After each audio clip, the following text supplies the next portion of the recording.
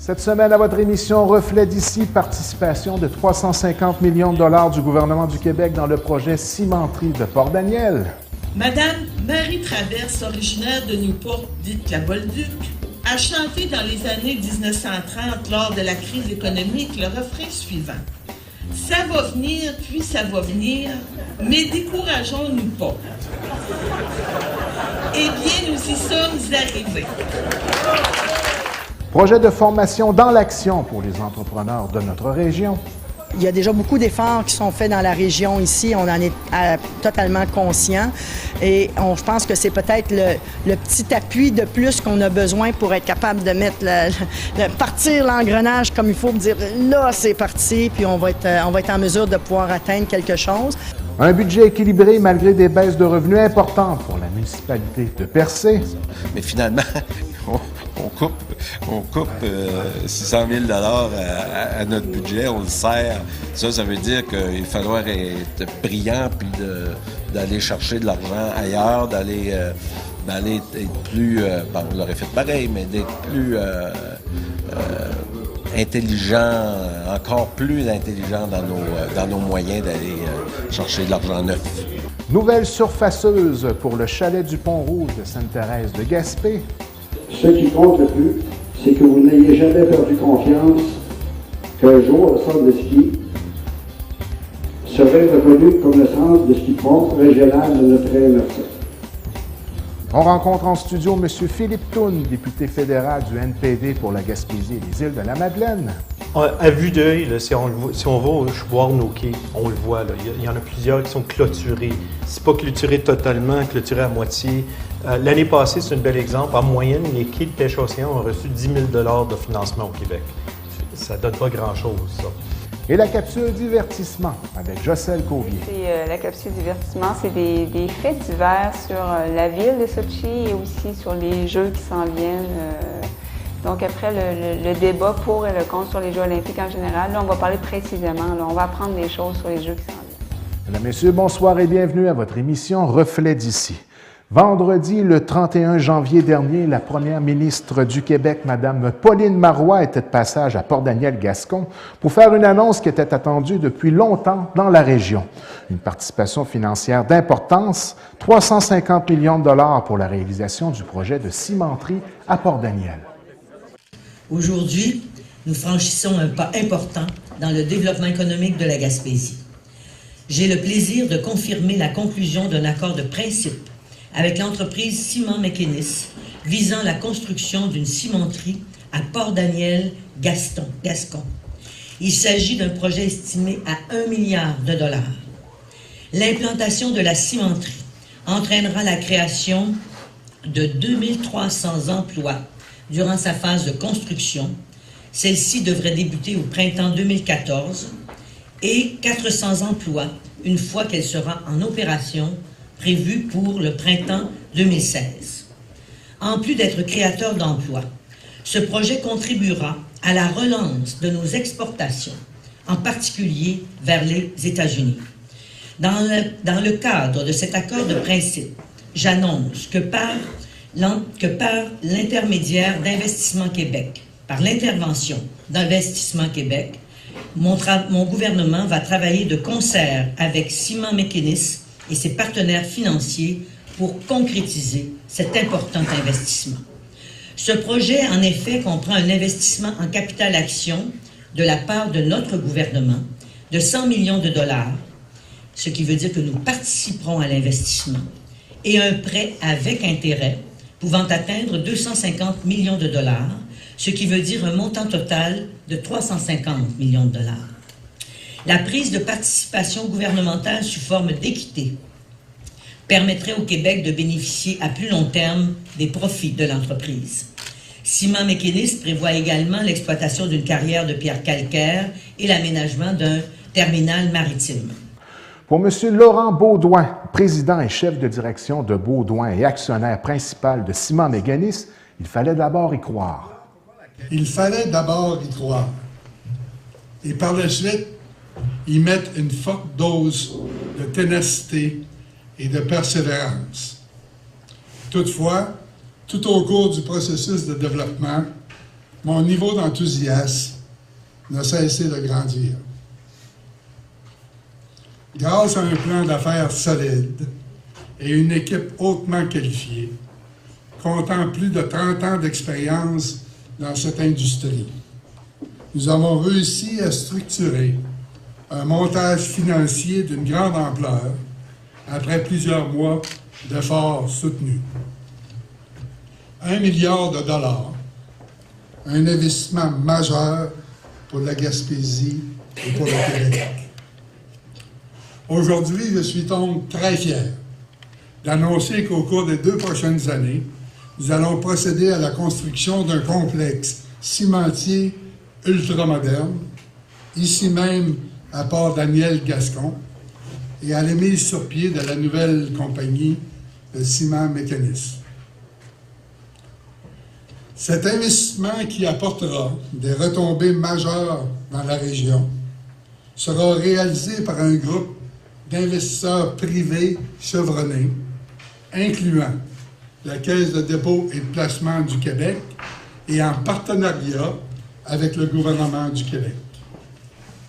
Vous pouvez être assurés que nous ne ménagerons aucun effort pour faire un succès retentissant de cet ambitieux projet qui fera la fierté de tous pour plusieurs décennies à venir. Je tiens à souligner que le support de la population locale a été un élément décisif et nous en sommes très reconnaissants. Monsieur Christian Gagnon, directeur général de Ciment Mécanisme, a tenu à souligner aux gens de Port-Daniel-Gascon et des environs qu'ils seront priorisés dans le processus d'embauche de la compagnie.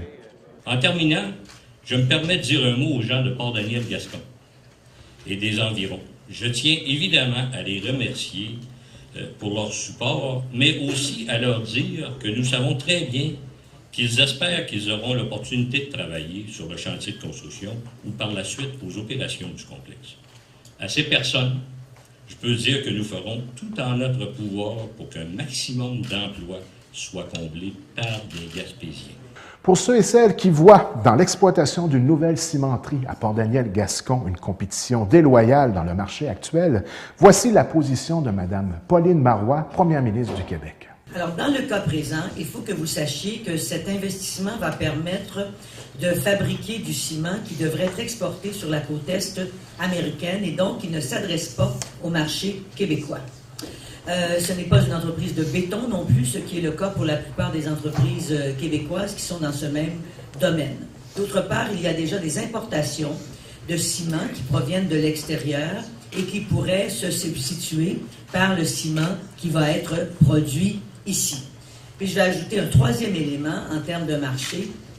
Les Américains ont rehaussé leurs normes et leurs exigences en matière environnementale pour les cimenteries sur leur territoire.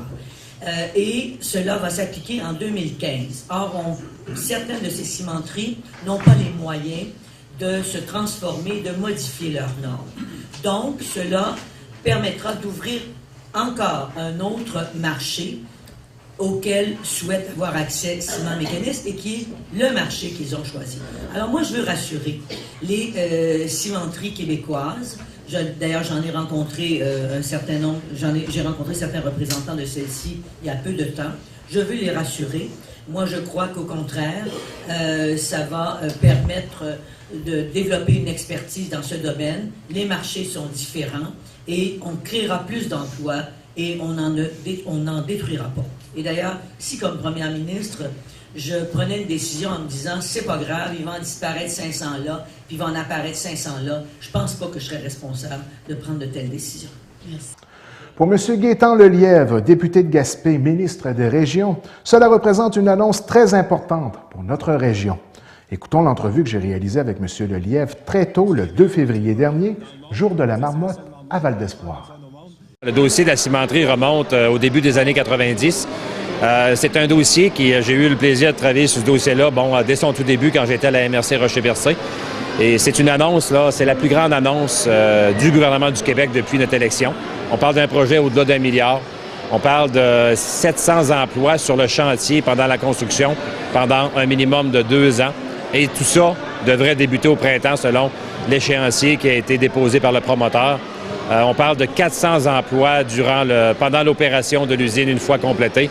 C'est énorme là, pour la région. C'est un projet qui va amener des retombées dans l'ensemble de la région Gaspésie de la Madeleine. Et même au-delà, j'étais à Val-d'Or la semaine dernière, les gens me parlaient du projet de la cimenterie. Dans le Bas-Saint-Laurent, en Rivière-du-Loup, à Lévis, j'ai rencontré des gens d'affaires cet automne qui me parlaient, qui avaient hâte que le projet soit annoncé. Donc, je suis très heureux pour la communauté d'abord de Rocher-Percé qui a eu beaucoup de difficultés depuis la fermeture de l'usine Gaspésia.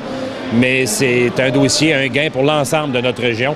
Puis, je suis certain que c'est un dossier moteur qui va faire en sorte que d'autres entreprises vont se greffer autour de ce projet moteur-là. Puis, on en avait besoin. Et je remercie sincèrement là, tous ceux qui ont travaillé d'arrache-pied sur ce dossier-là. On parle de promoteurs et de gens qui, depuis une vingtaine d'années, n'ont jamais baissé les bras.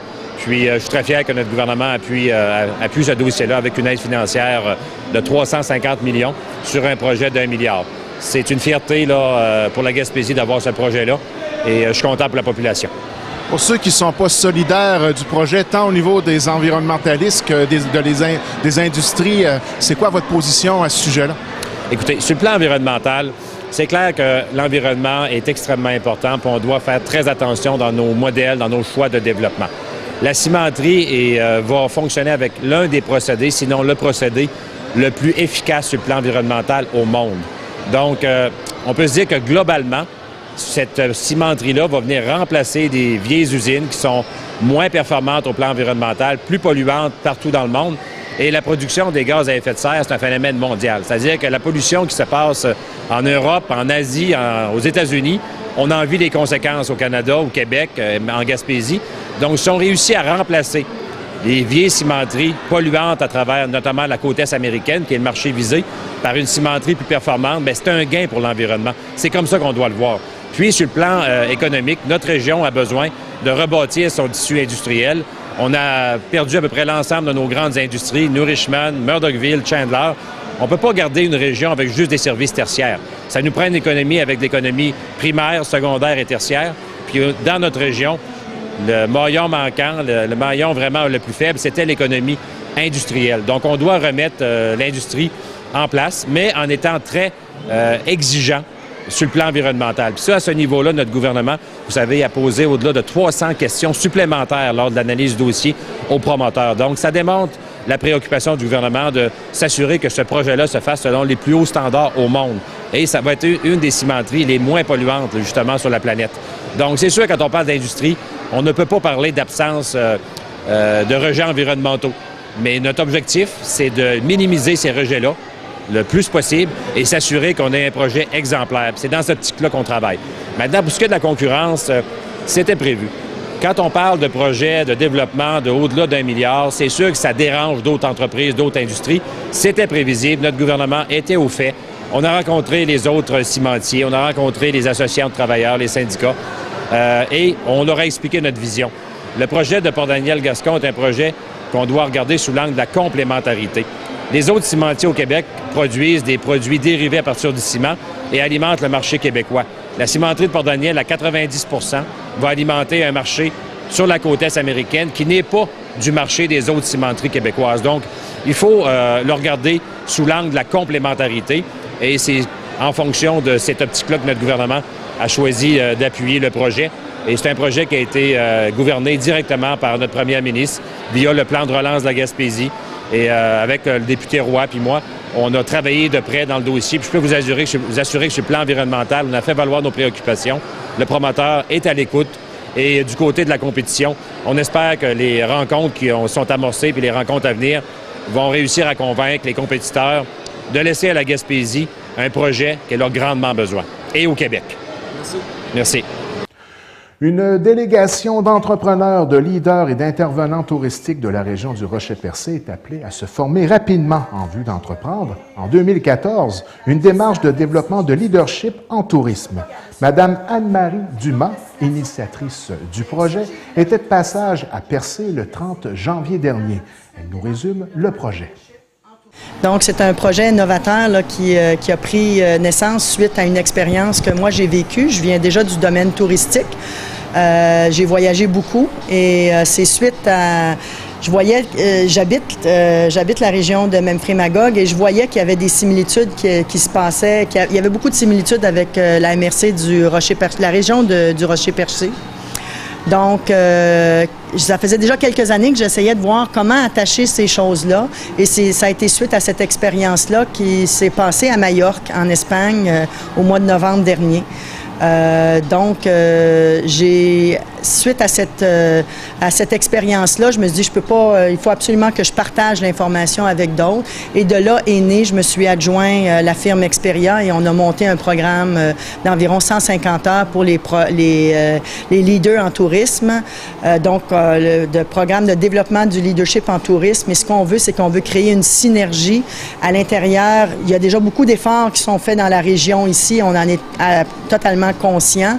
Et je pense que c'est peut-être le petit appui de plus qu'on a besoin pour être capable de mettre partir l'engrenage comme il faut, me dire là c'est parti, puis on va être en mesure de pouvoir atteindre quelque chose. Le fait de mettre les deux régions ensemble va créer aussi une synergie puis du co-développement à l'intérieur des entreprises, puis va permettre aussi d'essaimer puis d'avoir un effet papillon là à travers le Québec. Puis ça cadre exactement avec le plan de développement de l'industrie touristique du Québec et aussi au niveau du plan de développement de la Gaspésie, là, le plan de développement de l'industrie touristique de 2012, mais aussi le plan de développement de la Gaspésie qui est tout récent là, en 2013. Donc, sans le savoir, je pouvais pas mieux tomber. Je suis tombée dans la soupe, puis je reviens avec un potage. Donc, qu'est-ce qui va comporter cette formation-là? Oui, donc il y a 3 grands aspects. Donc, un des aspects, c'est pour l'entrepreneur d'être capable d'avoir par rapport à son propre développement, dans son propre leadership. On a aussi tout l'aspect qui va être de regarder au niveau de son entreprise, de regarder l'aspect du développement de l'entreprise, pour assurer la pérennité, la survie de l'entreprise et de faire en sorte de développer des petits projets quick win qu'on appelle. Donc, c'est une succession de petits projets qu'on est capable de mettre en marche durant la période de 2014. Donc, parce que le programme se fait sur une période d'environ 10 mois. Donc, on veut que d'ici au mois de novembre-décembre, on ait déjà des actions positives qui vont être remarquables, qui vont être, même s'ils sont minimes, qui vont commencer à aider à faire tourner la roue. On parle vraiment d'une expérience directement sur le terrain là-bas où il va y avoir un partage avec des entrepreneurs de l'Espagne. Absolument. Donc, ce que j'ai remarqué, moi, là-bas, c'est que c'est définitivement ça. Et je veux recréer un certain environnement que moi, j'ai vécu. Donc, oui, il va y avoir du jumelage qu'il va faire avec d'autres entreprises. Il va y avoir des mises en situation. Experia, c'est une firme qui est spécialisée dans l'apprentissage par l'action. Donc, leur grande ligne, c'est l'apprentissage 70-20-10. Donc, 70% dans l'action. OK, 20% en feedback et 10% en théorie. Donc, c'est pas l'approche sur le banc d'école avec un crayon puis de s'endormir devant le prof. Donc, on va les mettre vraiment dans l'action. On va créer, il va y avoir des situations d'apprentissage qui vont être faites, même au-delà des visites, à l'intérieur même de cette expérience-là, de cette retraite-là qui va se faire là-bas et qui va durer 8 jours. Donc, à ce jour, est-ce que vous avez reçu des échos des gens de la région, des acteurs du domaine du tourisme par rapport aux produits que vous offrez? Oui, on a passé la semaine à faire de la sensibilisation dans la région. On a rencontré plusieurs entrepreneurs cette semaine et la réception, elle est très positive. Évidemment, c'est toujours la question d'argent. Hein, ça veut dire qu'il faut signer en bas. Définitivement, il faut une participation. Mais on travaille très activement en collaboration avec certains partenaires, que ça soit au niveau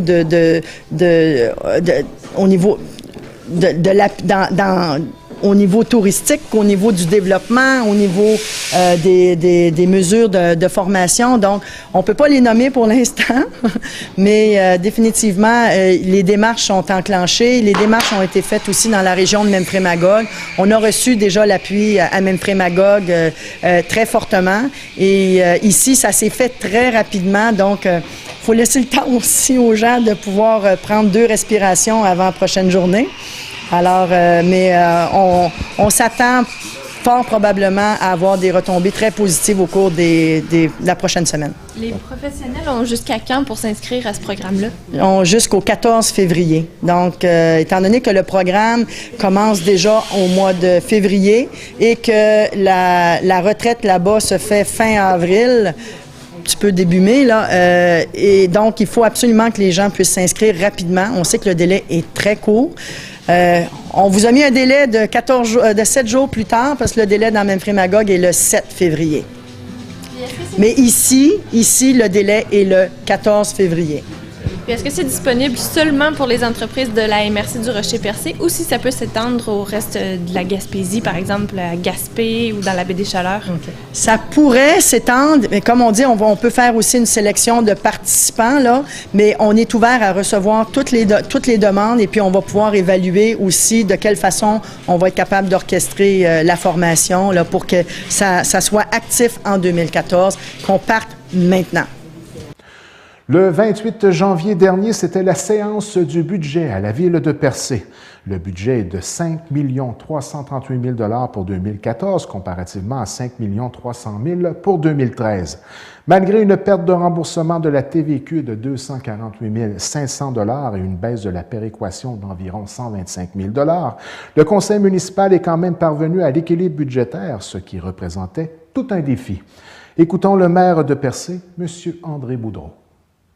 En fait, résumé ce soir, on est satisfait du budget qu'on a fait. On l'a fait de façon réfléchie. On l'a fait, je dirais, en faisant participer tout le monde, je dirais, autant l'administration, autant à travers les fonds accumulés, à travers un emprunt, à travers la population, mais toujours en sachant que la population en paye déjà beaucoup.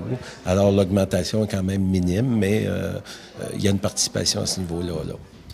Un budget quand même équilibré par rapport à 2013-2014, mais quel a été le plus grand défi que le nouveau conseil de la ville de Percé a dû réaliser pour son budget 2014? Bien, le premier défi, d'abord, parce qu'on est tous nouveaux, pour la plupart.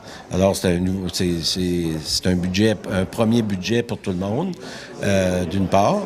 Puis, le défi, c'est d'avoir toutes sortes de choses dans notre tête, d'avoir toutes sortes de choses qu'on veut réaliser, qu'on a rentré après les élections, on dit « Ah, moi, je veux faire ça », un autre disait « Moi, je veux faire ça, j'aimerais ça développer ça, dans mon coin, j'aimerais ça faire ça », mais finalement, on coupe 600 000 à notre budget, on le serre. Ça veut dire qu'il faudra être brillant puis d'aller chercher de l'argent ailleurs, d'aller être plus... on l'aurait fait pareil, mais d'être plus intelligent, encore plus intelligent dans nos moyens d'aller chercher de l'argent neuf. Merci beaucoup. Ça fait plaisir. Merci beaucoup à vous autres. Le 1er février dernier, au chalet du Pont-Rouge, à Saint-Isidore, à Sainte-Thérèse de Gaspé, M. Gaétan Lelièvre, député de Gaspé et ministre des Régions, était de passage pour annoncer un investissement de 75 000 $. L'argent provient du Fonds d'aide aux initiatives régionales et du Fonds conjoncturel du développement du ministère des Affaires municipales. Cet argent servira à l'acquisition d'une nouvelle surfaceuse. Coût total du projet, 165 000 $. Écoutez, c'est ça, on a fait une contribution au niveau du gouvernement du Québec pour l'achat de la surfaceuse. C'est 75 000 qui a été versé par le ministère des Affaires municipales sur un achat autour de 165 000, un projet de 165 000 $. Fait que nous, on est à 75. C'est quand même un montant assez important, je vous dirais, parce qu'il y a beaucoup d'autres clubs de ski de fond, beaucoup d'autres clubs de motoneige aussi qui avaient plusieurs demandes cette année. Cette année, je crois que c'est le 4e doseur qu'on finance. Fait que quand Jean-Pierre m'a appelé pour me dire qu'il avait besoin pour le doseur d'ici, je dis on va se dépêcher à regarder la demande parce que l'argent sort vite. Mais finalement, on aurait aimé verser peut-être un peu plus. La demande était un peu plus élevée. Mais le maximum qu'on a pu faire, c'est 75 000. Je pense que ça fait quand même des heureux. La Caisse des Jardins du littoral gaspésien a participé au projet via le Fonds d'aide au développement du milieu pour une somme de 10 000 $. Écoutons M. Joël Berthelotte, président du conseil d'administration de la Caisse des Jardins du littoral gaspésien. C'est avec grand plaisir que la Caisse populaire des Jardins du littoral gaspésien s'associe une fois de plus à une nouvelle page d'histoire de notre beau vieux chalet du Pont-Rouge avec une contribution de 10 000 au fonds d'aide qui vient du fonds d'aide développement immobilier. Grâce à vos nouveaux équipements et au travail surtout de votre belle équipe, M. Aucoeur, avec tout ce beau travail-là, vous permettez à nos utilisateurs de notre coin et de l'extérieur de profiter des sports d'hiver dans notre région et aussi dans les beaux décors comme nous. Le club de ski de fond Le Chalet du Pont-Rouge existe depuis maintenant 33 ans. Il n'a jamais cessé d'améliorer son offre de services et il est maintenant source de fierté pour toute la population de la MRC du Rocher-Percé. Écoutons le directeur du Chalet du Pont-Rouge, M. Jean-Pierre Aucoeur. Comme plusieurs d'entre vous le savent déjà, le club de ski de fond entre dans sa 33e année d'opération. Avec un départ modeste durant l'automne 81, le club de ski de fond n'a jamais cessé d'être à l'écoute de sa précieuse clientèle et un parcours d'une cinquantaine de kilomètres de ski de fond en double sentier, un sentier de skating et classique reliant Saint-Isidore-Val d'Espoir, 3 km de sentier éclairé, une glissade sur tube avec remontée mécanique et surtout un poste d'accueil qui a été rénové il y a quelques années avec service de restauration, service de fartage, entreposage des skis, pour ne nommer que ceux-là. Je voudrais évidemment vous en rencontrer beaucoup plus, car sur une période de 33 années à vous servir, il s'en est mûri des projets aussi farfelus les uns que les autres. Mais ce qui compte le plus, c'est que vous n'ayez jamais perdu confiance qu'un jour, le centre de ski serait reconnu comme le centre de ski de fond régional de notre MRC. Pour terminer, je voudrais remercier tous les skieurs, les bénévoles et le personnel qui ont contribué à faire du centre de ski de fond, le Chalet du Pont-Rouge, un endroit agréable, accessible à toute la famille, où il fait toujours bon de s'y retrouver. Je voudrais également remercier mon épouse, qui a toléré, qui n'a jamais critiqué toutes les heures que j'ai passées ici. Merci beaucoup.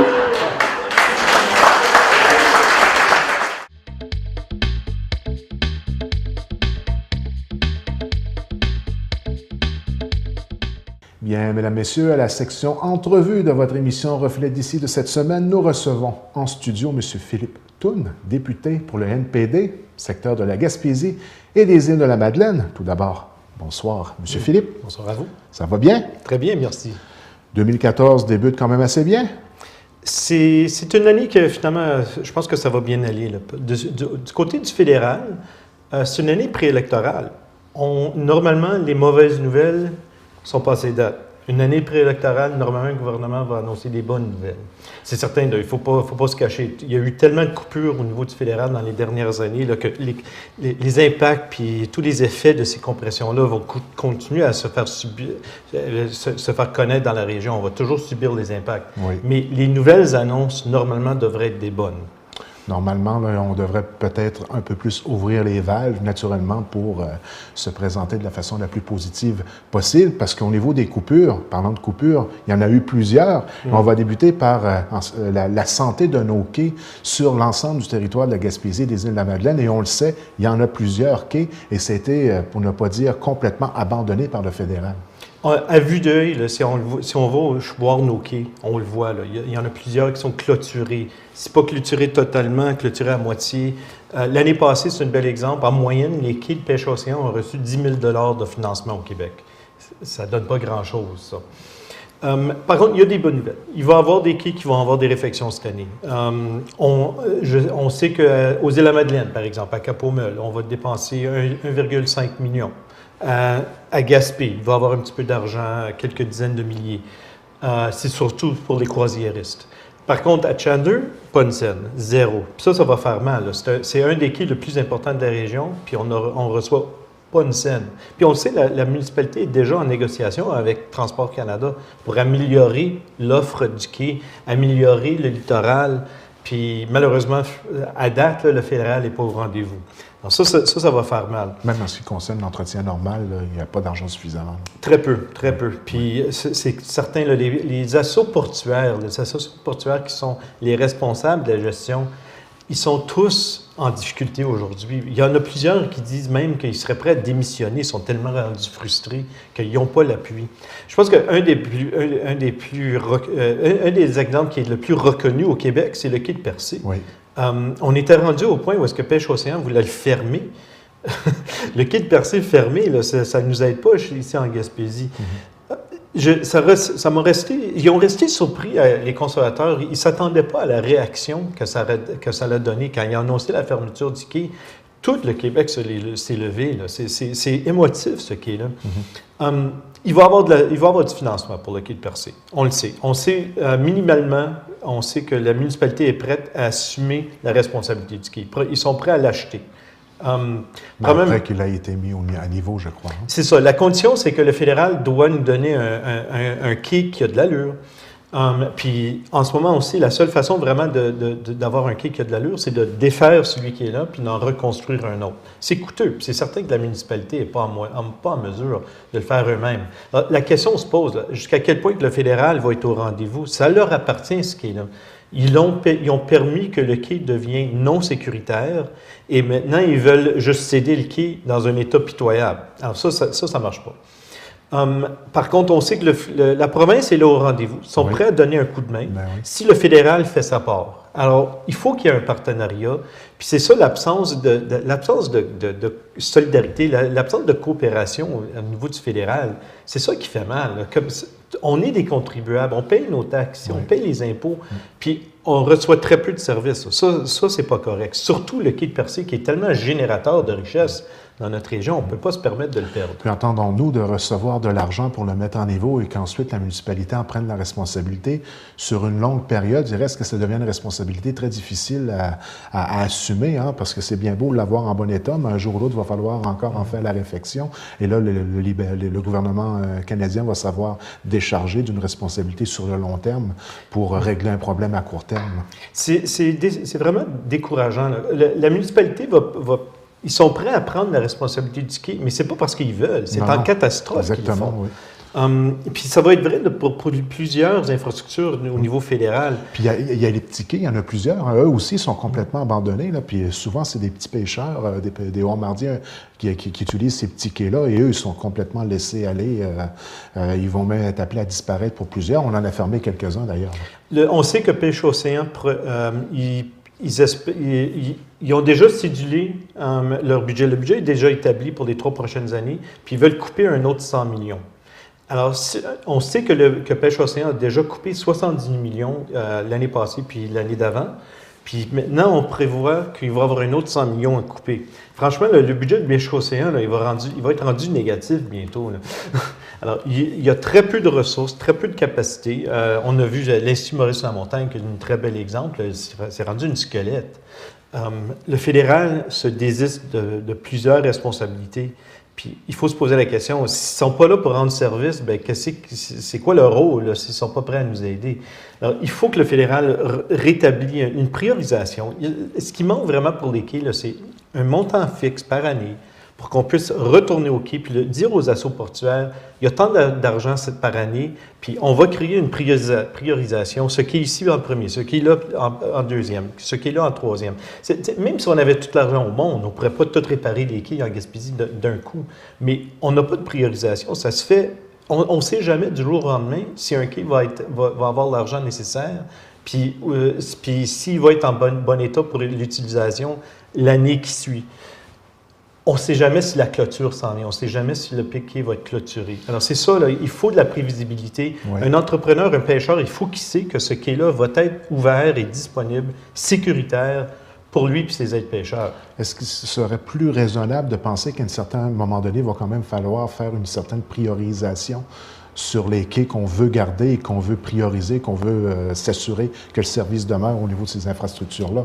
Parce que de toutes les garder, c'est peut-être un peu oui, il faut quand même être honnête. Là, que, depuis le moratoire des années 90, il y a beaucoup moins de pêcheurs. Donc, on a moins besoin il y a moins d'achalandage à plusieurs quais, puis il y en a même qui sont carrément abandonnés. Je pense à Miguacha, qu'il n'y a personne qui l'utilise aujourd'hui. Alors, c'est certain que dans un ordre de priorisation, il y en a qu'il faudrait qu'il aille vers le bas, puis il y en a d'autres vers le haut. Rivière-Renard, c'est évident. Il est un des principaux. Sainte-Thérèse.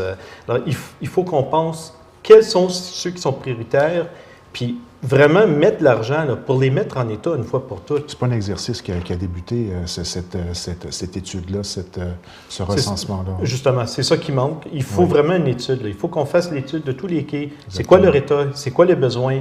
Priorisation par après. Puis là, ça serait correct. Si au moins on peut dire aux assos portuaires que non, ça ne sera pas refait cette année, mais ça va se faire dans 2 ans. Bon, au moins, ils le savent. Ils peuvent se préparer en fonction d'un échéancier. Aujourd'hui, il n'y a aucun échéancier. C'est toujours un mystère. À chaque année, est-ce qu'il va y avoir du dragage ou pas? On ne le sait pas. Est-ce qu'il va y avoir une réfection du quai? On ne le sait pas. Il faut qu'il y ait une prévisibilité. Puis c'est un stress qui n'est pas facile à gérer pour les administrateurs bénévoles qui s'occupent de ces infrastructures-là. C'est un stress inutile. Au niveau du sauvetage en mer, le rapatriement qu'il y a eu et les coupures qu'ils ont eues, est-ce qu'on a ressenti que ça avait des conséquences négatives jusqu'à maintenant? Ça fait maintenant pratiquement 1 an que c'est en opération, que ça a été transféré à Québec, c'est bien ça? Oui, il y a eu, on parle du centre de trafic maritime à Rivière-Renard, dont la plupart des opérations vont être transférées à les Escoumins. On parle du centre de sauvetage à Québec, qui est, si vous voulez, comme la centrale pour le sauvetage pour tout l'Est du Québec, puis le golfe du Saint-Laurent. On l'a sauvé, il ne va pas fermer. Les conservateurs, depuis qu'ils sont au pouvoir en 2011, ils voulaient fermer le centre de sauvetage à Québec. C'était le seul centre de sauvetage bilingue au Canada. Et ils disaient qu'on n'a pas à s'inquiéter. Si on envoie les gens qui travaillent à Québec, si on les envoie à Halifax, le centre à Halifax peut prendre la relève. Le problème, c'est que la main-d'œuvre à Québec ne voulait pas déménager à Halifax. Ils ont resté surpris, puis franchement, c'est pas surprenant. Les gens qui habitent à Québec, c'est pas nécessairement le cas, qui veulent juste se déplacer pour recommencer leur vie à Halifax. Alors, ils ne pouvaient pas trouver la main-d'œuvre. Puis le commissaire aux langues officielles, il a dit, il n'y a pas question de fermer le centre de sauvetage à Québec tant ou si longtemps que la main-d'œuvre n'est pas suffisamment formée, suffisamment bilingue finalement, pour être capable de répondre aux besoins de sauvetage. On se rappelle que quand quelqu'un est en crise en mer puis ont besoin du centre de sauvetage, ils ne sont pas nécessairement le plus articulés. Non, ils sont en situation de détresse. Il faut comprendre qu'on est porté à s'exprimer dans notre langue première. Hein? Et effectivement, il faut que les gens comprennent non seulement le français, mais aussi les dialectes, qu'ils comprennent l'acadien, qu'ils comprennent quand quelqu'un dit que je suis au banc des Américains, qu'ils savent tout de suite c'est où, on ne peut pas avoir regardé dans l'Atlas pour essayer de le trouver. Il faut un service qui est adéquat. Puis c'était ça que personne ne comprenait. On était pour sauver des sous, puis des sous, là, vraiment, là, très peu d'argent, là, quelques centaines, peut-être des milliers de dollars, mais pas plus, en fermant le centre de sauvetage à Québec puis le transférant à Halifax. Finalement, ils ont décidé d'annoncer un recul. Ils ne vont pas le fermer. Alors ça, c'est bien. Il fallait mettre de la pression. Ça fait 2 ans que moi puis mes collègues au NPD, on tape dessus, puis on pousse, puis on pousse, puis on pousse, puis finalement, on l'a eu. Le centre de trafic maritime, par contre, à Rivière-Renard, lui, il est toujours cédulé pour fermeture. Ça, c'est inquiétant. Le centre de trafic maritime, c'est comme les contrôleurs du trafic. Alors, c'est eux autres qui sont vraiment le premier point de service quand il y a un problème en mer. C'est eux autres qui vont faire le relais au centre de sauvetage. On va fermer le centre de relais de Rivière-Renard. Il y a beaucoup plus de trafic maritime aujourd'hui qu'il y en avait dans le passé. Puis une grosse partie de ce trafic maritime-là, c'est du pétrole. Le Canada exporte de plus en plus de pétrole. On parle maintenant, puis ça c'est une autre histoire du quai, on parle d'améliorer le quai de Cacouna pour justement permettre l'exportation de plus de pétrole. On va créer un pipeline, un oléoduc qui va se rendre jusqu'à Cacouna, puis on va verser du pétrole dans des bateaux pour que ça traverse le fleuve puis le golfe pour se rendre dans d'autres pays, de l'outre-mer.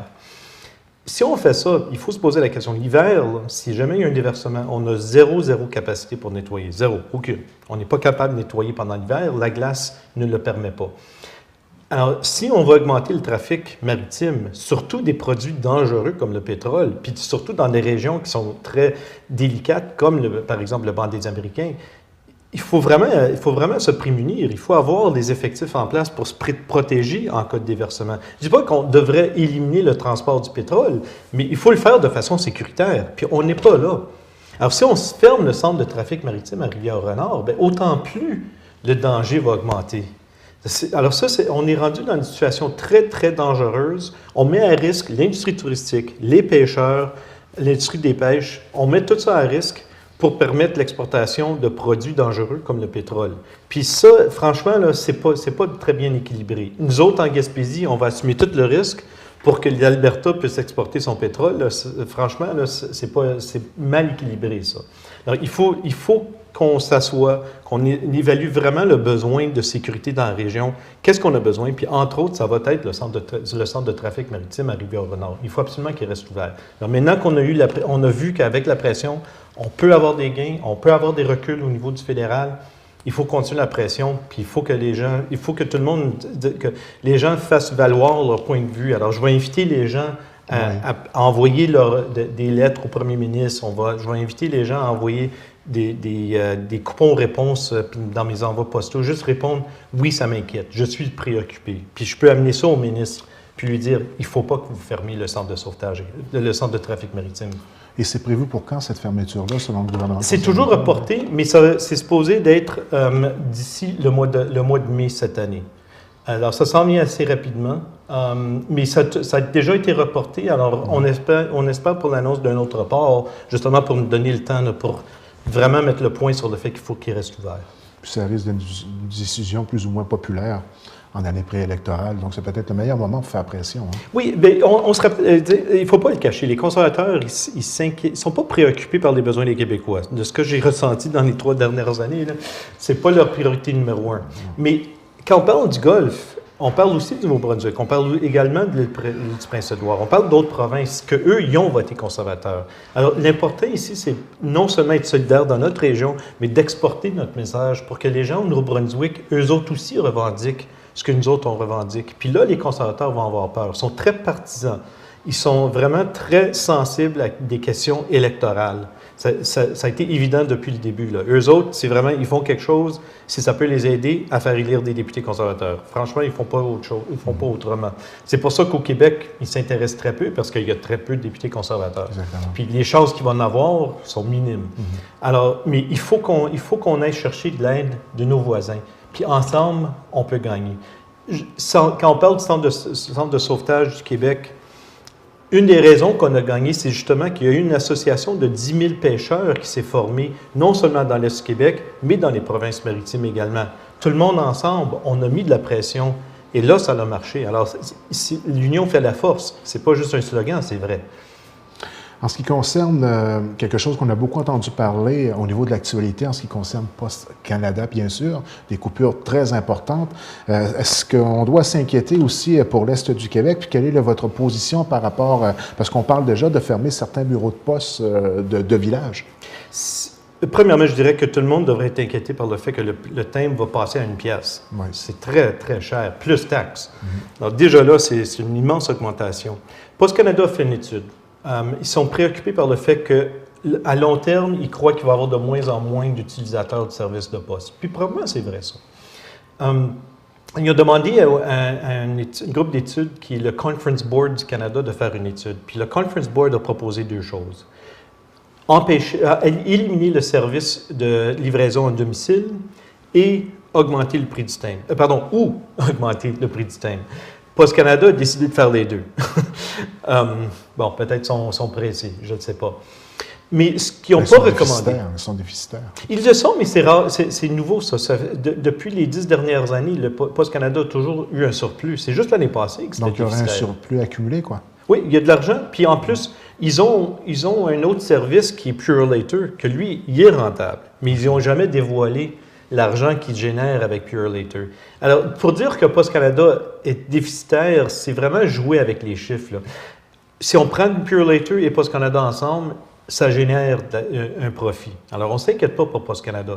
Là, vraiment, l'idée, c'est pas qu'ils ont eu un déficit, c'est qu'ils prévoient avoir des difficultés dans le futur. Alors, il n'y a rien de mal à se prémunir, là.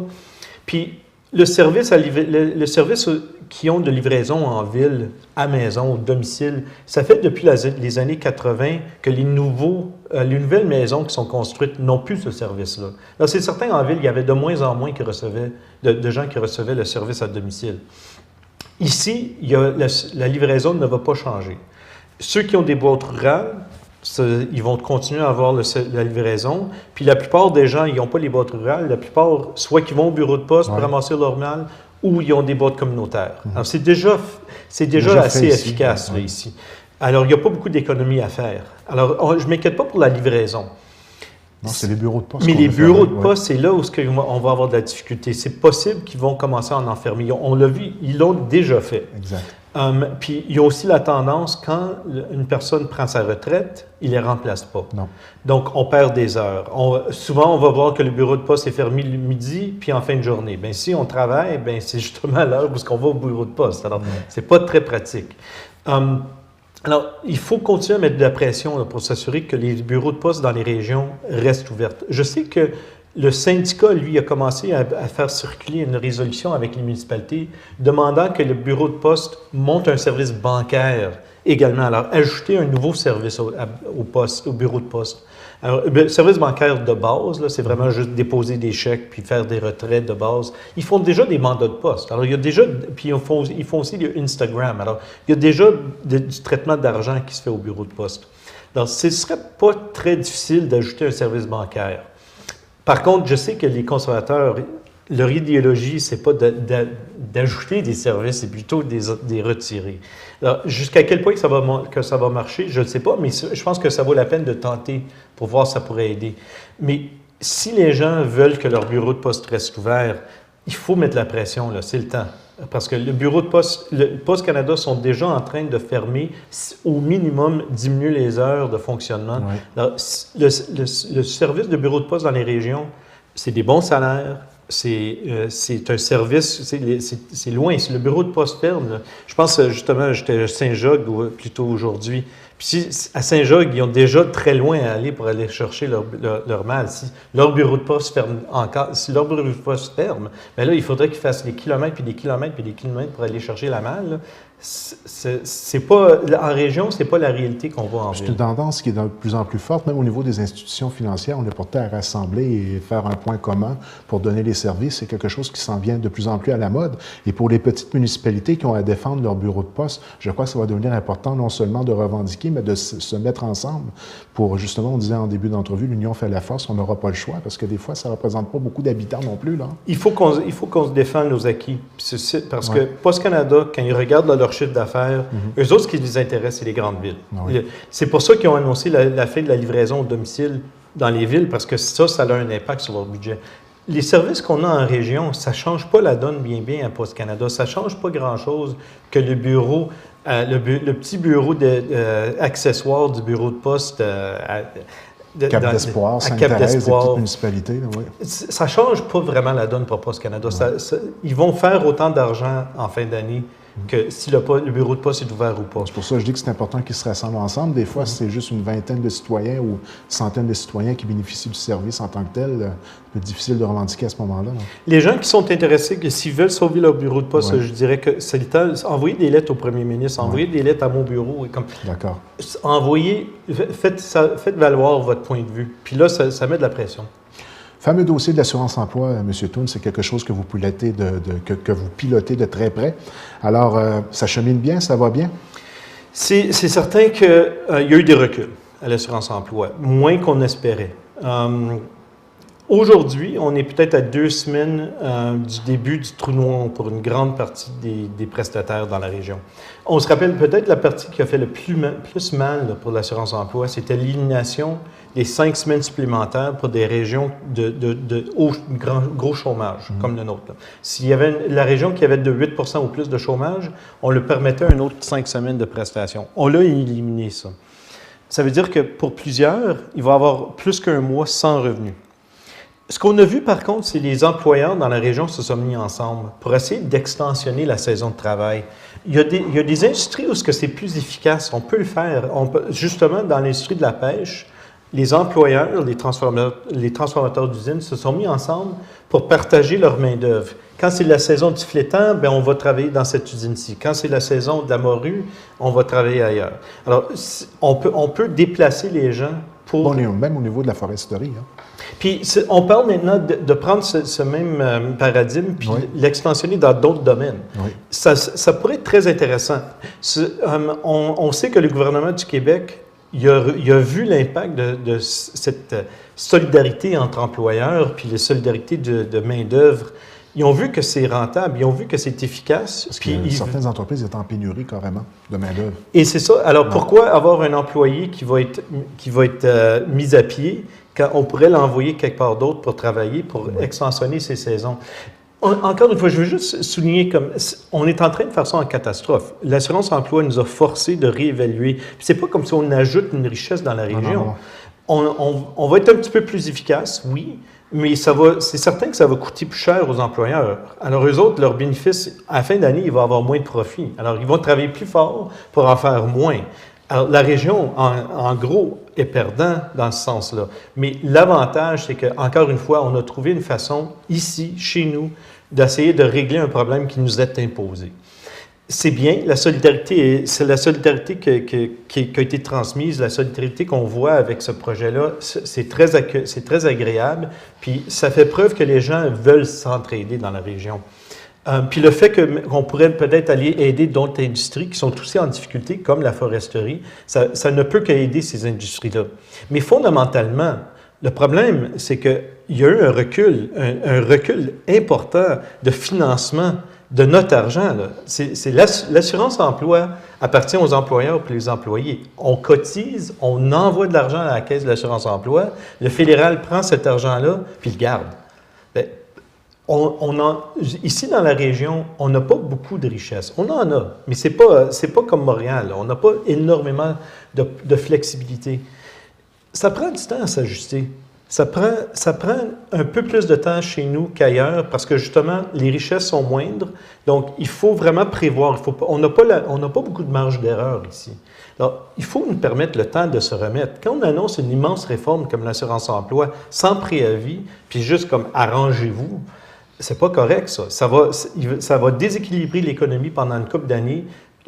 Tandis que si le fédéral aurait venu dans la région puis dire « écoute, on veut régler le problème de la fraude, de l'assurance-emploi. Qu'est-ce qu'on peut faire ensemble pour régler ce problème-là? » Bien, on s'assoit ensemble, puis c'est vrai, pourquoi pas régler le problème de la fraude? C'est bien beau, mais la réforme de l'assurance-emploi, c'est pas ça. On nous a retiré l'argent qu'on met dedans, puis finalement, c'est un transfert de richesse jusqu'en Alberta. C'est ça qui est arrivé.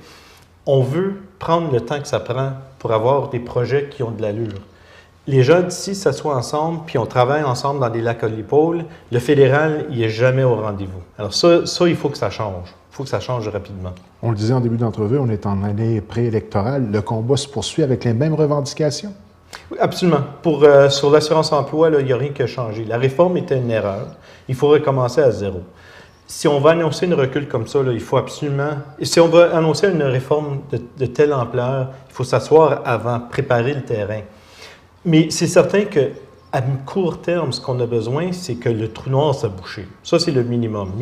Donc, c'est priorité numéro 1 pour les 2 prochains mois. Absolument. On est justement en train de négocier avec des amis qu'on a au Nouveau-Brunswick pour voir si on ne pourrait pas se mobiliser encore une autre fois. Oui. Je reviens, les conservateurs, ils comprennent la réalité électorale. Alors, si on fait peur aux conservateurs au Nouveau-Brunswick, parce qu'il y a 10 députés conservateurs sur 12 comtés, là, ça pourrait être rentable. C'est bien beau qu'on fait des manifestations ici en Gaspésie, mais on n'a plus à se convaincre. On sait que la réforme est mauvaise.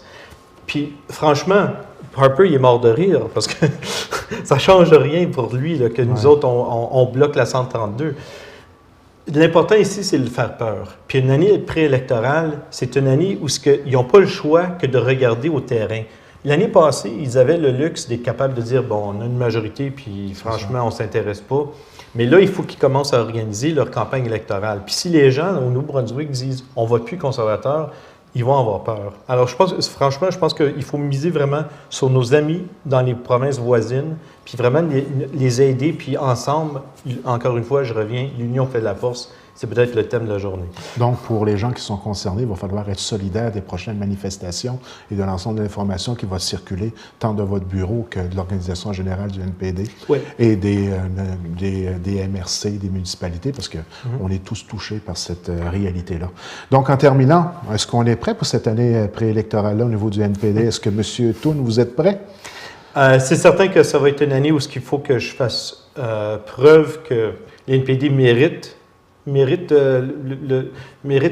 l'approbation du peuple. Il faut que les gens, quand ils voient leurs députés, quand ils voient l'NPD, qu'ils se voient dans la plateforme.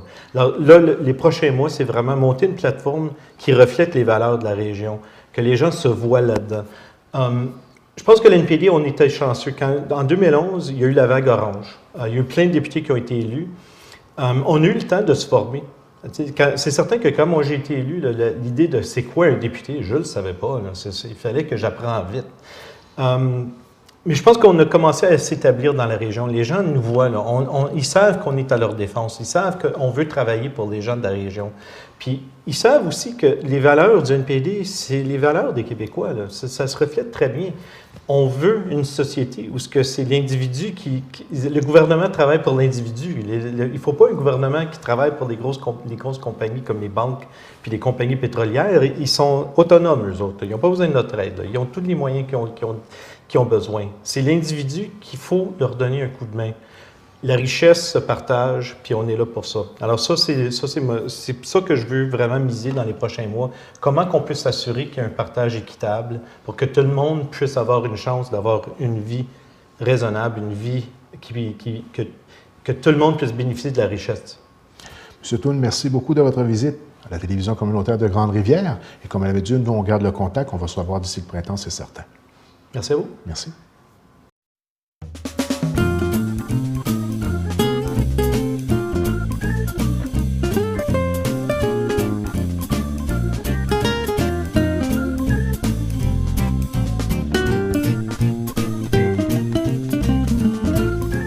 Mesdames, Messieurs, bonsoir et bienvenue à votre capsule divertissement. Encore une fois cette semaine avec nous, Jocelle Cauvier. Bonsoir, Jocelle. Bonsoir. Alors, ça va bien? Oui, ça va bien. Moi aussi, ça va bien. Hein? Plusieurs tournages en perspective. Alors, cette semaine, on parle d'un sujet d'actualité. On parle de Sochi. Sochi pour sushi, Sochi pour olympique, lequel des deux? Sochi, en fait, c'est la capsule divertissement. C'est des faits divers sur la ville de Sochi et aussi sur les Jeux qui s'en viennent. Donc, après le débat pour et le contre sur les Jeux olympiques en général, là, on va parler précisément. Là, on va apprendre des choses sur les Jeux qui s'en viennent. Donc, Sochi qui se trouve à être la ville hôte, la ville qui va accueillir ces Jeux olympiques-là. Exactement. Puis, donc, ça se passe du 7 février au 23 février pour les Jeux olympiques. Pour les Jeux paralympiques, ça va être du 7 au 16 mars. Il y a quand même un écart. Oui, il y a quand même un écart entre les deux. Là, je pensais que ça se ferait à la suite. Donc, ça va être en mars pour les Jeux paralympiques, au même endroit. Donc, vous allez voir des images de Sochi, en fait. Donc, c'est situé au niveau de la mer Noire. On voit à droite, Russie, vous allez voir écrit Sochi. Donc, c'est un climat quand même, c'est pas au nord de la Russie, c'est plus au sud, c'est un climat quand même assez tempéré. C'est une zone assez réputée, là. Est-ce qu'on voit la ville au complet? Oui, on voit là les structures pour les Olympiques, c'est vraiment l'aménagement qui a été fait. L'aménagement pour les Olympiques. Puis on voit que les montagnes ne sont pas bien loin. Et on voit derrière les montagnes, justement, qui vont accueillir les épreuves, le ski, les choses comme ça. Donc, c'est quand même une ville qui est située sur le bord de la mer avec un climat, on dirait, presque tropical. Oui, puis ça semble très beau. Hein? Oui, moi, je m'attendais vraiment à quelque chose, mon Dieu, enneigé et perdu dans le centre de la Russie. Mais c'est vraiment proche de la mer Noire. Donc, c'est gros, les Jeux olympiques. On parle de 13 000 journalistes accrédités. C'est quand même beaucoup. Et là, ce que vous voyez à l'écran, c'est les sites. Donc, vous avez le complexe côtier qui comprend le parc olympique. C'est ce qu'on voit en ce moment. Donc, c'est les structures que vous venez de voir en photo. Donc, comme je disais, en montagne, bien là, ça va être des épreuves comme le ski. Et ce qui est intéressant, c'est que c'est quand même proche. En montagne, ça va être à 45 minutes environ. Donc, c'est pas si loin. Ce qu'on voit à l'écran, c'est les mascottes. Donc, le léopard de neige qui s'appelle Barsic, le lapin Zaïka et l'ours polaire Mishka, ça a été choisi par vote populaire. Et ensuite, ça, c'est les mascottes pour les Paralympiques. C'est flocons de neige et rayons de soleil. Encore une fois, choisi par vote populaire. Non, mais voilà un aspect que je n'avais vraiment pas été informé. Puis, des beaux oui, petits il y a personnages. Vraiment un bon choix de mascottes. Ils ont l'air sympathiques. Ils ont l'air très sympathiques. Je vais vous parler un petit peu du budget. Le coût est de 51 milliards. C'est de l'argent. En fait, c'est 3 fois plus que le budget des Jeux de Londres.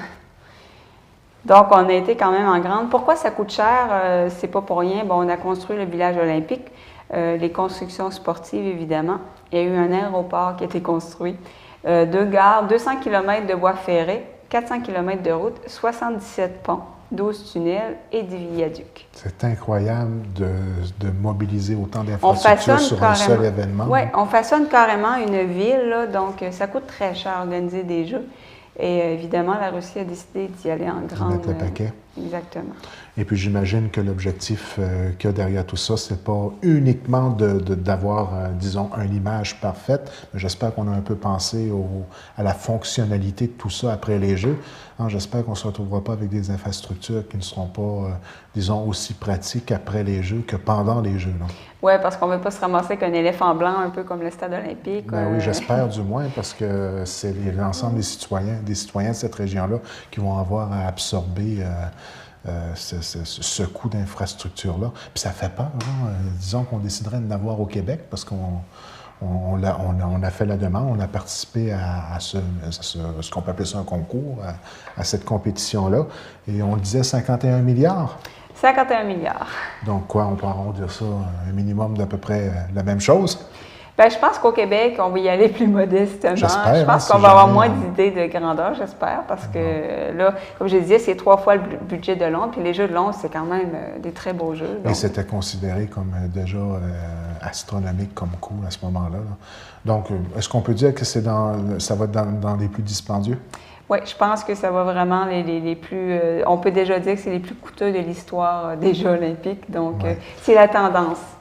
Et est-ce que, dans ta recherche, j'ose faire cette parenthèse-là, est-ce que la population semble être solidaire de cette prise de position-là de la part de la Ville et de la part... C'est très partagé parce qu'il y a des gens qui sont très fiers, puis c'est leur communauté, puis il va y avoir des structures qui vont rester, mais il y en a d'autres, ça ne leur tente pas de payer la note. Puis ils trouvent qu'il y a eu trop de corruption, trop de dépassement de coûts, parce qu'à l'origine, ça ne devait pas coûter 51 milliards. Donc, il y a quand même beaucoup de gens mécontents. Mais en tout cas, très impressionnant de voir de telles sommes dépensées pour une activité de 15 jours, c'est spécial. Effectivement. Ensuite, j'enchaîne avec la torche olympique, donc, qui a été allumée toujours de la même façon. Il y a eu 14 000 porteurs à travers la Russie, dont le premier était Alexander Ovechkin, donc le joueur de hockey. C'est depuis octobre 2013, en fait, que la torche se promène un petit peu partout. Et ce qui est assez impressionnant, c'est qu'elle s'est promenée, mais vraiment, vraiment partout. Bon, vous voyez maintenant, encore une fois, quelque part en Russie. Elle est allée dans l'espace. Donc, les Russes vraiment font les choses en grande. Elle est allée dans la station internationale. Elle est vraiment quelqu'un sorti dans l'espace avec la torche olympique. Donc, c'est une première, évidemment. Là, qu'est-ce qui se passe? C'est un bateau nucléaire qui s'est rendu au pôle Nord. Donc, la torche s'est rendue jusque-là. On voit encore une fois au pôle Nord. Elle est descendue dans les profondeurs du lac Baïkal en Sibérie. C'est spécial. Autant dans l'espace, sous l'eau.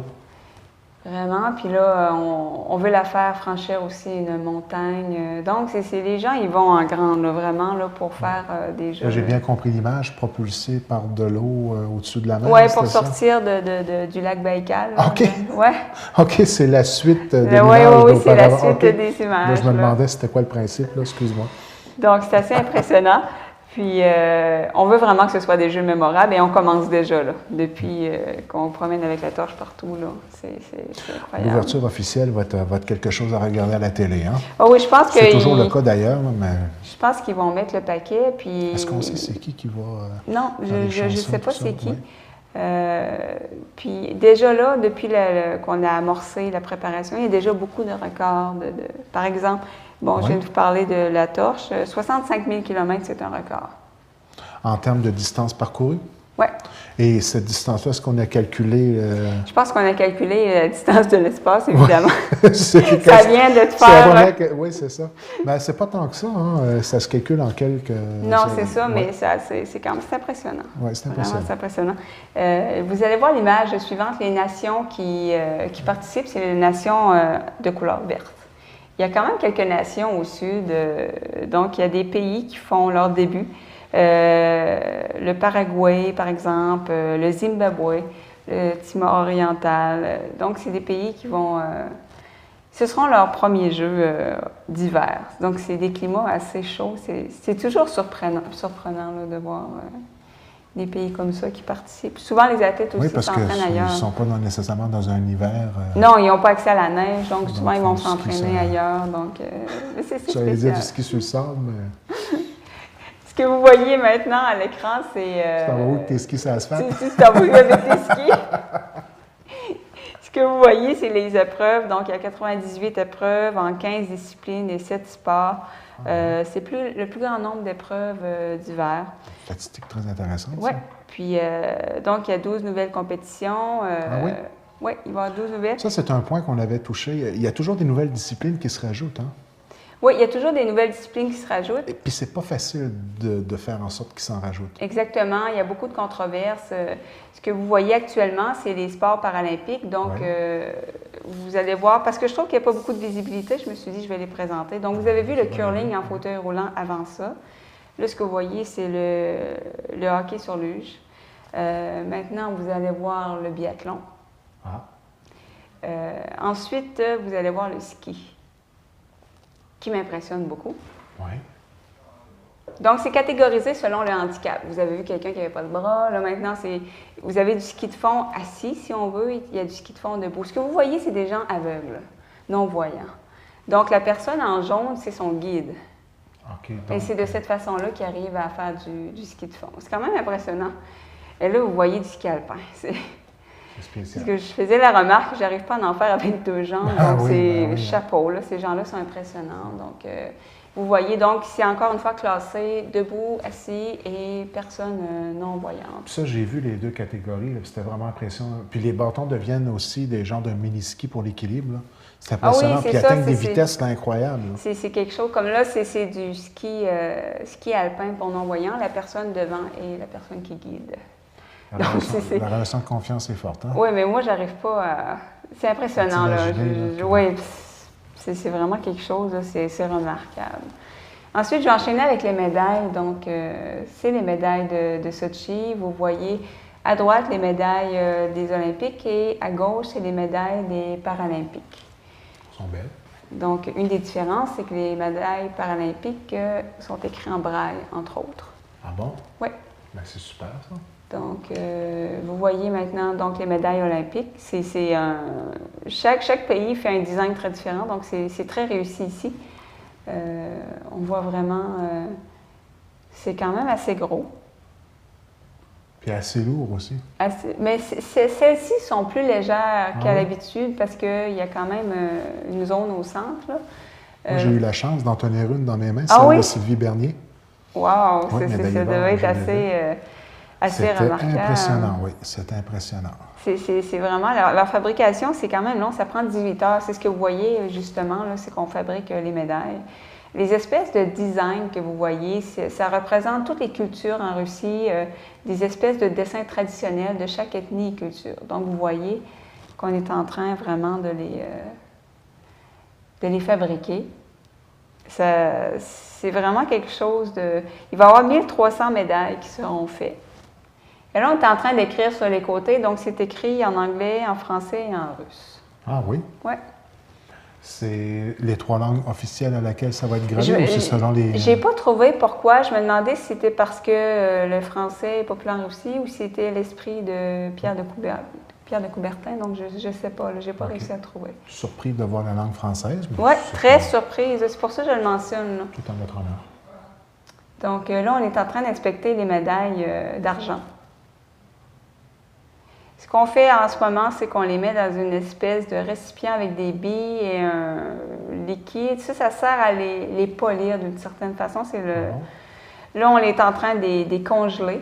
Ça va être plus facile après de mettre l'espèce de truc en plastique au centre. Là. OK. Ça va être plus facile, ouais. C'est ce que vous voyez. C'est un plastique spécial qu'on fait avec des courants d'air froid et ça va se transformer comme en cristaux.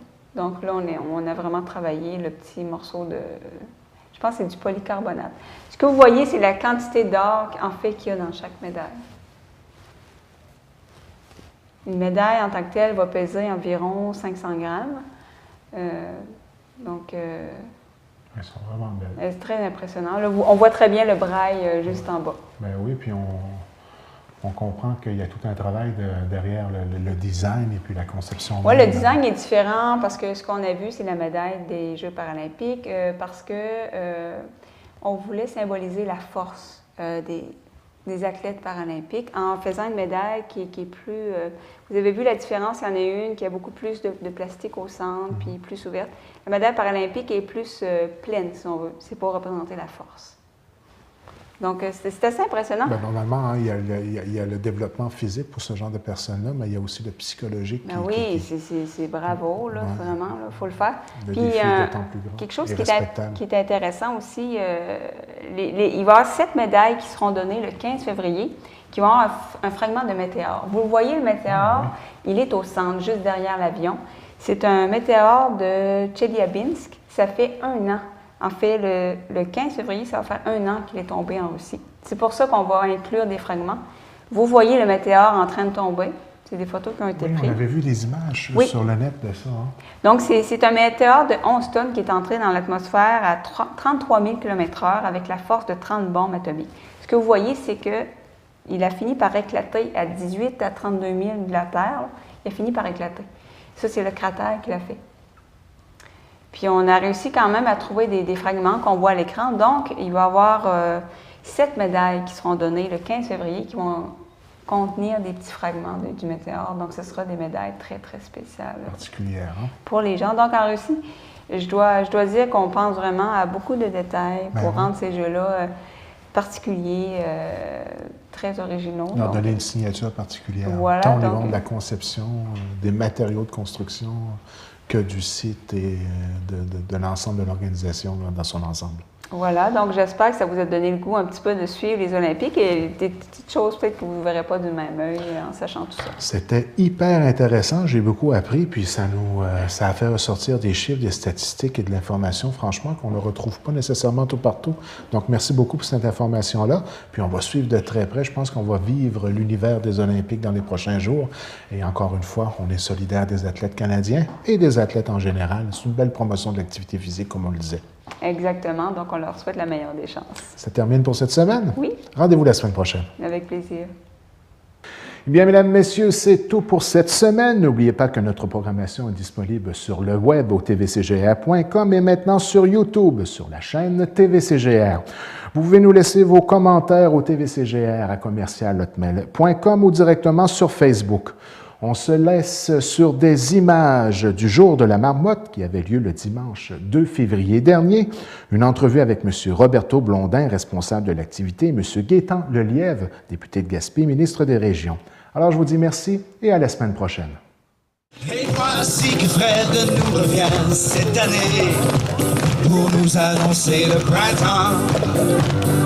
Quelle prédiction encore une fois va-t-il donner? Mon Fred, tu devras décider. Oh, Fred sent. Qu'est-ce qu'il va sentir?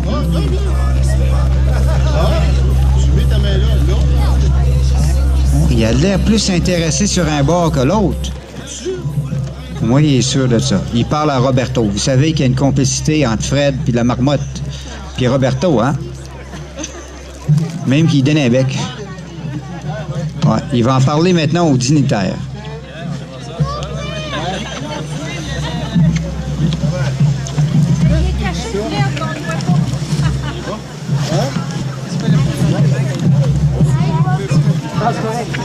Ça a l'air que Fred a prédit un printemps précoce.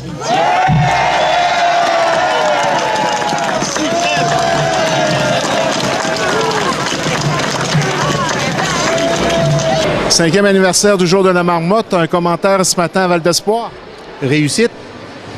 Réussite, ça a été encore une franche réussite. Écoute, le monde se présente, le monde sont fiers de leur marmotte gaspésienne québécoise. Le monde veut qu'il y ait une tradition qui s'établit. Elle est déjà établie. Il veut améliorer encore, se faire plus connaître, aller percer les médias sociaux, faire en sorte qu'ils parlent partout de la marmotte frette en Gaspésie, à travers le Canada, tous les États-Unis, on ne sait pas. Encore une fois, une belle solidarité de la population à participer à cet événement? Ah oui, mais gars, il y a à peu près, je sais pas, 500-600 personnes, 500, j'ai pas eu le temps de calculer, mais c'est ça, là, ça a été une vraie réussite. Il y a des jeunes, il y a des plus vieux, il y a des grands-parents qui sont là, il y a plein de monde, là. C'est pas juste une partie de la population, là. C'est complètement, la marmotte est intergénérationnelle, si vous voulez. Elle touche toutes les classes de la société, tous les niveaux de la société. Donc, la marmotte a donné des prédictions efficaces au cours des dernières années. Cette année, sa prédiction est différente, par contre. Elle nous prédit un printemps hâtif. Est-ce que vous pensez qu'elle va avoir encore raison? Totalement. Totalement. Je suis prêt à gager ma chemise. Je suis prêt à gager ma chemise. Fred a prédit exactement ce qui va se passer. Vous allez voir dans 6 semaines avec l'équinoxe du printemps, parce que c'est dans 6 semaines, l'équinoxe du printemps. C'est là que vous allez voir la température changer. Puis Dieu que ça va faire du bien en Gaspésie, le printemps il va arriver de bonne heure. De la marmotte, la journée aujourd'hui, c'est une journée à teneur familiale. Expliquez-moi qu'est-ce qui se déroule aujourd'hui. Bien, aujourd'hui, vous voyez, on a eu la prédiction. Les jeunes ont dansé. Les jeunes de Sainte-Thérèse, Val d'Espoir ont dansé. Ils ont joué de la musique. À l'intérieur, il y a des bonnes crêpes. Il y a de la musique. La Tulipe et ses musiciens. Après ça, à l'extérieur, il y a des photos humoristiques pour les enfants qu'on a installées. Après ça, il y a des tours de chevaux. Des tours pour les enfants qui n'ont jamais connu ça. Les plus grands qui n'ont jamais fait un bon tour de chevaux. Après ça, il va y avoir un concours d'amateurs à la salle communautaire. Donc, ça se poursuit là, une partie toute l'avant-midi puis une partie de l'après-midi. S'embrasser toujours de l'an, qui décore écrit pour un an. Y'a pas de changement, c'est pas comme à l'ancien temps. Y'a pas de changement, c'est pas comme à l'ancien temps.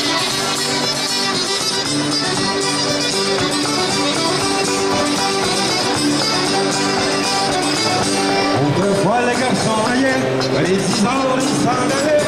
Pas la même chose aujourd'hui, on veut passer le reste de la nuit.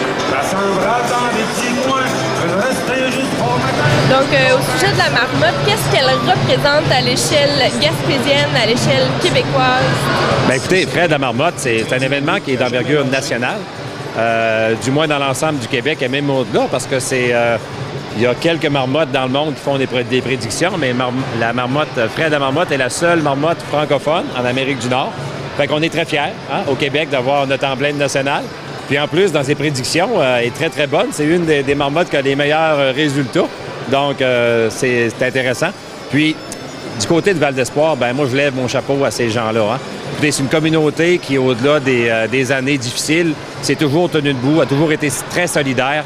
On parle d'un carnaval qui est un des plus anciens au Québec, là, tout près du palmarès là, du carnaval de Québec. Donc, ça démontre que c'est une communauté qui n'a jamais lâché. Puis, c'est intéressant de voir ces gens-là qui, malgré les difficultés économiques dans le coin, ont toujours été positifs puis ont toujours fait preuve d'originalité. D'ailleurs, ça a même été reconnu à l'Assemblée nationale. En octobre dernier, Val d'Espoir a reçu un des grands prix de la ruralité du Québec. Ces gens-là, le comité d'ici est venu à l'Assemblée nationale, au Salon Rouge, et ont reçu un prix national. C'est quelque chose là, pour une communauté qui, au fil des ans, a toujours réussi à ne pas lâcher puis démontrer vraiment son attachement puis sa volonté de développer puis d'occuper leur petit coin de pays. Donc, moi, je trouve ça extrêmement rassurant de voir que les gens de la Gaspésie sont fiers de leur territoire, sont fiers de leur milieu. Puis c'est un exemple, Val d'Espoir, en Gaspésie, mais même au-delà, même à travers le Québec, ça a été reconnu. Fait que je les félicite, puis bravo pour leur dynamisme. Voici que Fred nous revient cette année.